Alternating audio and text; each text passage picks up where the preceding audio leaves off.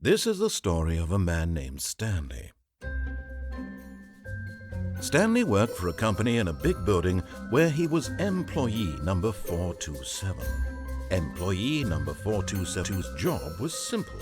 He sat at his desk in room 427 and he pushed buttons on a keyboard. Orders came to him through a monitor on his desk, telling him what buttons to push, how long to push them, and in what order. This is what employee 427 did every day of every month of every year. And although others might have considered it soul-rending, Stanley relished every moment that the orders came in, as though he had been made exactly for this job. And Stanley was happy. And then one day, something very peculiar happened. Something that would forever change Stanley. Something he would never quite forget. He had been at his desk for nearly an hour when he realized that not one single order had arrived on the monitor for him to follow. No one had showed up to give him instructions, call a meeting, or even say hi. Never in all his years at the company had this happened, this complete isolation. Something was very clearly wrong. Shocked, frozen solid, Stanley found himself unable to move for the longest time. But as he came to his wits and regained his senses, he got up from his desk and stepped out of his office. I can't wait to tell this story to my co-workers, Stanley thought. How amusing they'll find it. Oh, won't we all just laugh and laugh at the time I thought everyone had gone missing. No matter how hard Stanley looked, he couldn't find a trace of his co-workers.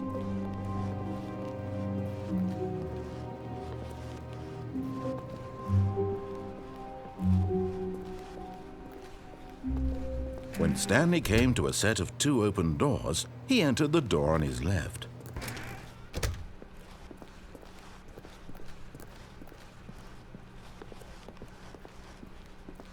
Yet there was not a single person here either.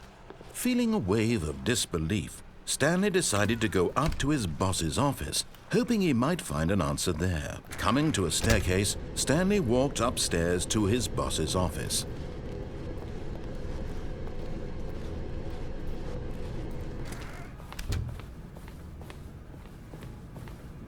Stepping into his manager's office, Stanley was once again stunned to discover not an indication of any human life.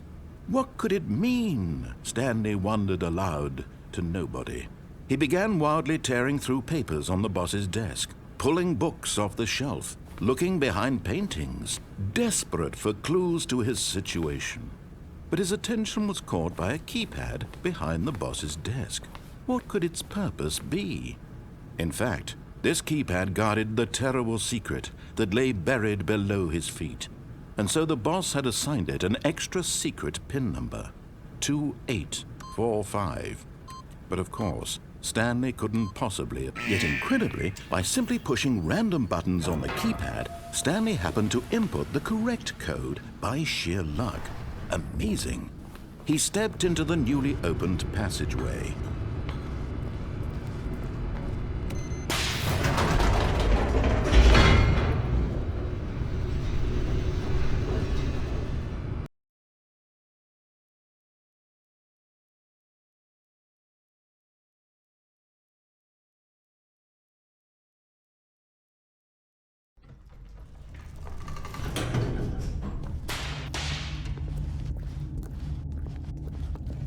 Stanley walked straight ahead through the large door that read Mind Control Facility.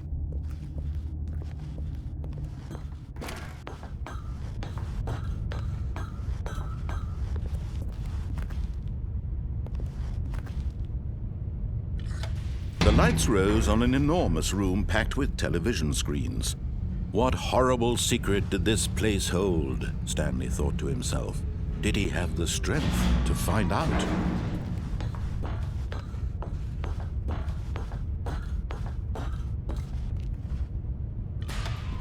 Now the monitors jumped to life, their true nature revealed. Each bore the number of an employee in the building, Stanley's co-workers. The lives of so many individuals reduced to images on a screen, and Stanley, one of them, eternally monitored in this place where freedom meant nothing.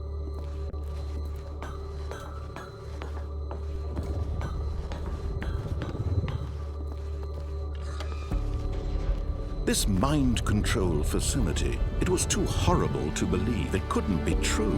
Had Stanley really been under someone's control all this time? Was this the only reason he was happy with his boring job? That his emotions had been manipulated to accept it blindly?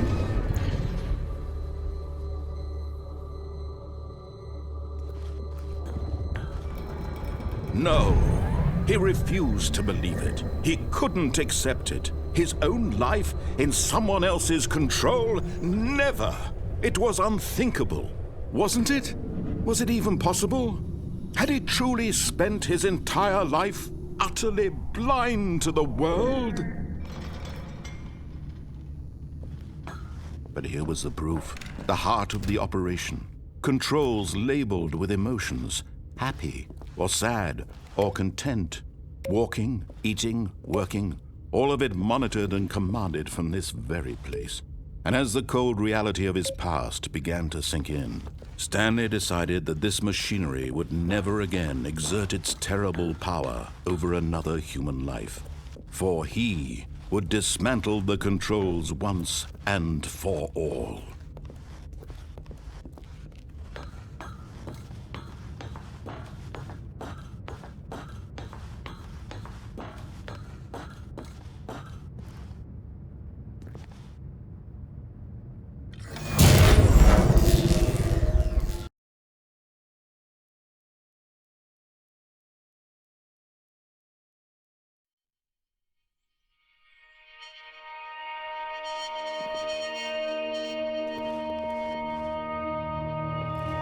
Blackness, and a rising chill of uncertainty. Was it over? Yes! He had won! He had defeated the machine, unshackled himself from someone else's command. Freedom was mere moments away. And yet, even as the immense door slowly opened, Stanley reflected on how many puzzles still lay unsolved. Where had his co-workers gone? How had he been freed from the machine's grasp? What other mysteries did this strange building hold? But as sunlight streamed into the chamber, he realized none of this mattered to him, for it was not knowledge or even power that he had been seeking, but happiness. Perhaps his goal had not been to understand, but to let go.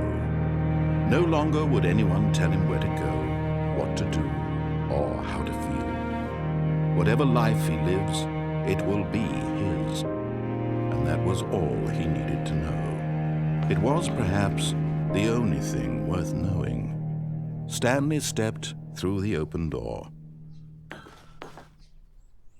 Stanley felt the cool breeze upon his skin, the feeling of liberation, the immense possibility of the new path before him. This was exactly the way, right now, that things were meant to happen. And Stanley was happy.